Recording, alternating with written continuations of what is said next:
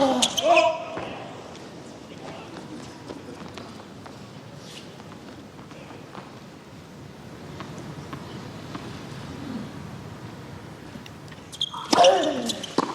I like that serve a lot. Less pace, more kick. Nate Djokovic creates him. If you give him pace, he eats it up. Sometimes if you can fool him when you get it again, not as much speed on that. Got up a little higher. You have to be so precise because this guy's the best returner in the game.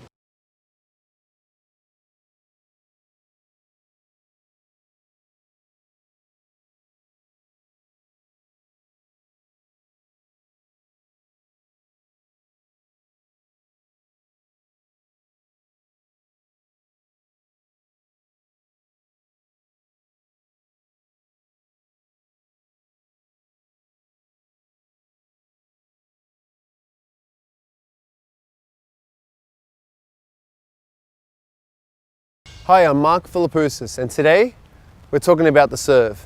The second serve, especially the kicker serve, is one of the toughest serves to work on. The way to do that is, most important thing is racket head. You know, the strings get a grip of it and they really, from underneath, you want to flick it over. And you kind of want to do that, hit it from underneath, that's the part you're hitting. Come over the ball, like you're cupping it, kind of like you're drawing a U, upside down U.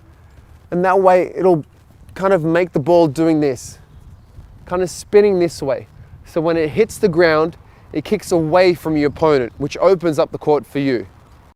Your racket head starts here, down below, hits underneath the ball, and kind of brings it back in the court. So you're kind of doing this with your racket. Up, over. And I know that looks weird and it sounds weird. That's why it takes a lot of practice. But when you get this serve down, it'll make a huge difference in your game and it'll actually open up a lot of doors for you during points.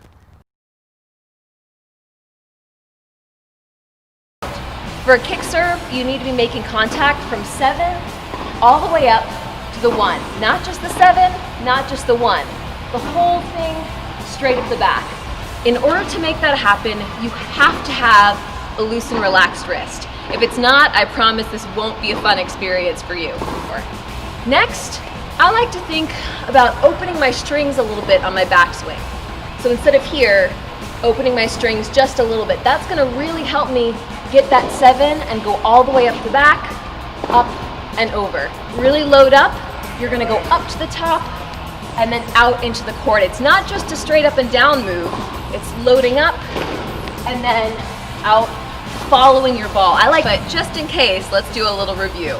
In order to get your 7-1, get that kick serve working, you're gonna need a loose and relaxed wrist, you're gonna need the right grip, maybe open those strings just a little bit on the backswing. That's gonna really help you get the full 7-1. You need to make sure that you're tossing right above the top of your head. You're gonna wanna have that good stretch in your left side when you toss, and possibly most importantly, you need to make sure you're really loading up with your legs so you can spring up and out into the court. You wanna feel like you're following your ball all the way to the target. All right, remember, you're only as good as your second serve. And the best second serve to hit is going to be many times the top spin kick serve. But that's not an easy one to master. So there's a hard part to this serve to master. And I'm going to show you that now. You've got to get the frame by the ball with the racket still in this position. Now the strings are going to pick up the ball.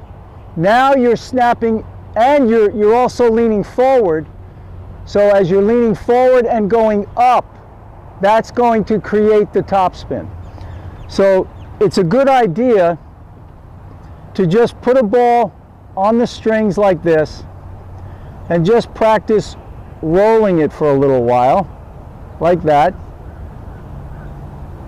But this is the position, your racket's coming up to meet the ball.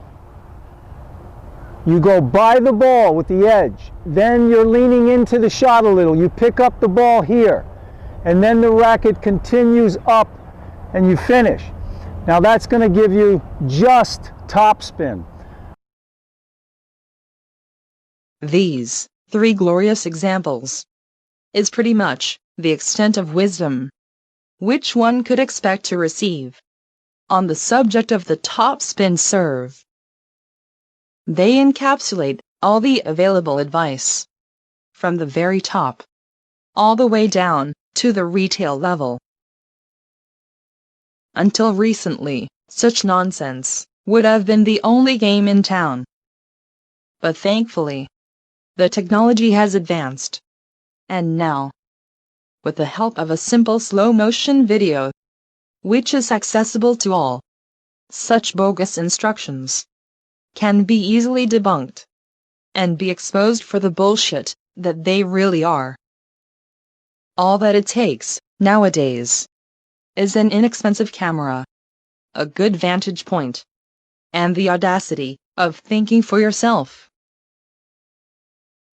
Let's take a look at the serve of Patrick Rafter, since he, of all people, should definitely know a thing or two about how the serving should be done. And what do we see? Surprise, surprise. Both his flat serve and his kick serve actions look remarkably similar. So much so that you will have a hard time telling them apart.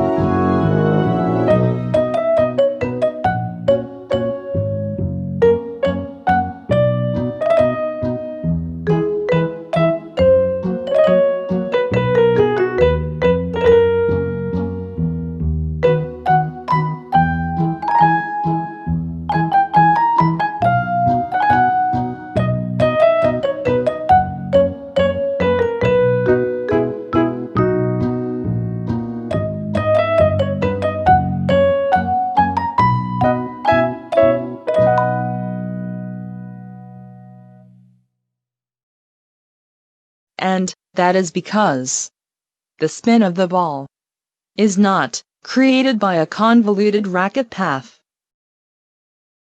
It comes not from brushing, carving, or going around an imaginary clock face, as these delusional, so-called experts would have you to believe, but only from the racket speed and the angle at which the ball's surface is impacted by the racket.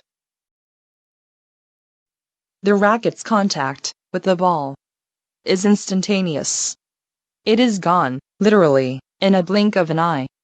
So, regardless of how elaborate or twisted your racket path is, that contact will only exist as a single point, anywhere along the length of the racket's path.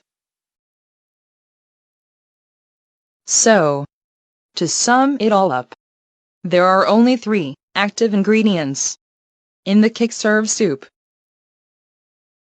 The velocity of the racket head. 1. The point where the racket meets the ball along its circular path. 2. And the racket face orientation at the moment of impact. 3. The combination of these 3 factors will produce the kick serve.